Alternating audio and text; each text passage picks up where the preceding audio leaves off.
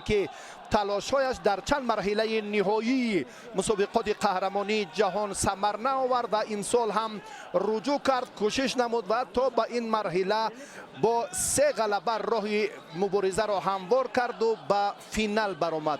خطرک سایان این چمپیون جهان ورزشگری خیلی شهرتیار فدراسیون روسیه است که اگر ما هم توجه کنیم یک صحیفه دیگر را، یک تاریخی خیلی باز هم ورزشی سامبورو که اکمالالدین کریموف هم در شهر سوچی فدراسیون روسیه در مقابل این پهلوان هم در مقابل همین خرتک سایان مقاومت نشان داد، اما در مرحله نهایی ناکام گردید. و دیگر باره هم پهلوان ما با مرحله اساسی، یعنی برای دریافت مدال طلای مسابقات قهرمانی جهان چون فرصت مبارزه را هم پیدا کرده بود اما بختش آمد نکرد.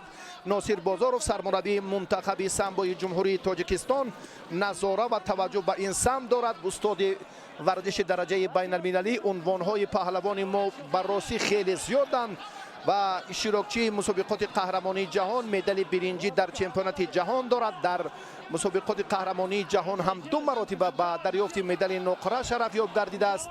اکمالالدین اکنون امروز خاطر ما رو اگر در این عرفه جشن‌ها باز هم شاد کند، واقعا هم آرزوی دیرینه‌اش هم همین بود که این سال در سینی 30 سالگیش رجوع میکند، مبارزه میبرد برای انا همین عنوان شایسته و شاید بختش آمد کند و حالا از رقابت پهلوانان چون دقیقه ها پشت سر میگردد برای دریافت هر دو پهلوان هم امکانیت مساعد رو پیدا نکردم. در 3 مرحله هر دو مبارزه بردن، در 3 دوره که خیلی حساس بود اکمال هم مبارزه را بسیار هم با نفی خیش. حالا اکمال امکان دارد که باز هم در مقاومت چمپیون جهان یک لحظه دیگر مبارزه برد، اما باز هم اشاره داور که از راست رقابت پهلوانان ادامه خواهد یافت.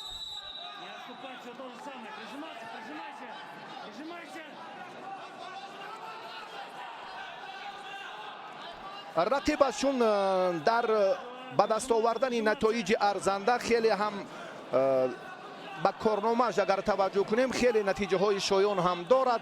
سال 2010 در وزن تا 52 کیلو به دریافت مدال برنجی پهلوان ما شرف یاب گردیده است. 2012 مدال نقره دارد و بعدا هم 2014 با مدال برنجی شرف یاب گردیده بود.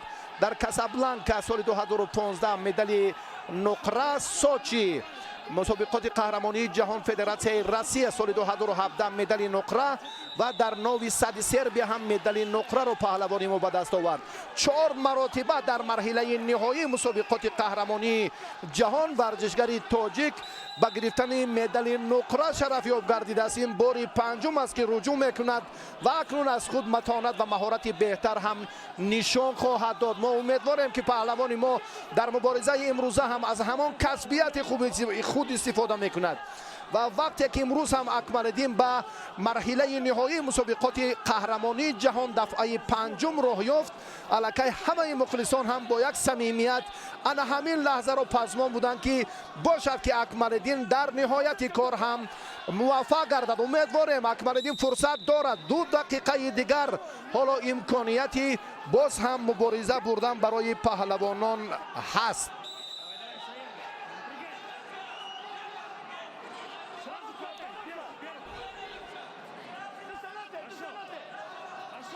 ناصر بازار هم دست را نگاه داشتن در این فرصت خیلی مساعد است و خرتک سایان این هم یک پهلوان خیلی سرشناسی فدراسیون روسیه، یک ورزشگری که سال 2017 و 2015 هم در مسابقات قهرمانی جهان و در جام جهان هم به دریافت زینه اول شرف یاب گردیده است. در سئول مدال نقره دارد. در مینسک در بازی‌های اروپا هم سال 2019 مدال نقره دارد و مدال نقره مسابقات قهرمانی اروپا رو هم این ورزشگر دارد.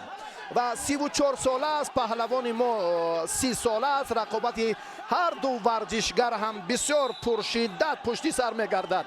دقیقیت این لحظه ها را، حساسیت همین فرصت ها را بیاید با هم ببینیم و تلاش اکمل را که اکمالدین کریموف این مراتبه هم ببینید که در تاریخ این کاری سهل و عادی نیست که 5 دفعه به مرحله نهایی مسابقات قهرمانی جهان راه یابی.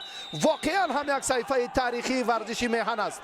دقیقه آخرین اکمالدین کریموف اندک از حساب حمله هایش، توجهش به استفاده حرکت های راست و پرتری هم خیلی زیاد است.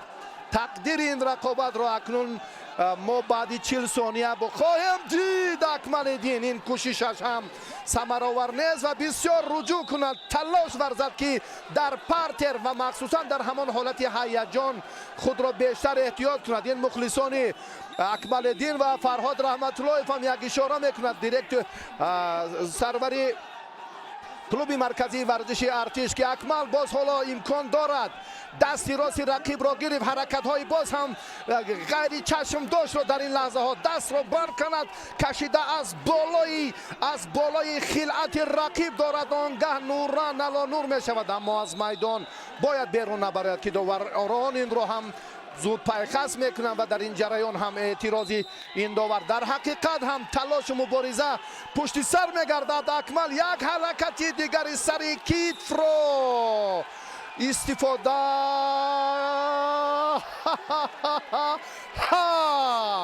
و در حقیقت هم یک تلاش بود، یک مبارزه بود که واقعا هم صحیفه تاریخی بود.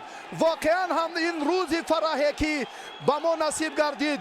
بار پنجم هم اکمالدین کریموف به مرحله نهایی مسابقات قهرمانی جهان راه یافت. تلاشش تا به ثانیه های آخر، هرچند که اینجا امتیاز را هم به دست نآورده باشد، چون فرصت مناسب و دریافت آن امکانیتی خیلی هم مناسب و آرزوهای 30 ساله این پهلوان جامعه عمل پوشید. ورزشگری که محبوبیت و معروفیت خاصه و این پیروزی را به مردم شرفمندی تاجیکستان مبارک میگویم و واقعا هم اکمل از این لحظه حساس و هیجان و تقدیرساز دیگر برایش چیزی نیست. در حقیقت هم پرافشانی پرچم دولتی جمهوری تاجیکستان در این روزهای خیلی فرابخشه که بعد چند روز ما روز پرزیدنت جمهوری تاجیکستان را استقبال میگیریم. روز پرچم دولتی جمهوری تاجیکستان را هم با تنتنه استقبال میگیریم و پرچم ما در مسابقات قهرمانی جهان در کشور همسایه ازبکستان پرافشان می شود که واقعا هم این عید و این شرف و این واقعا هم یک هویت بزرگی وطنداری را بار دیگر در قلب این چهره قوی تر کرد. اکمالدین کریموف نهایتا هم به مراد دل رسید. ما به سنبای رسمی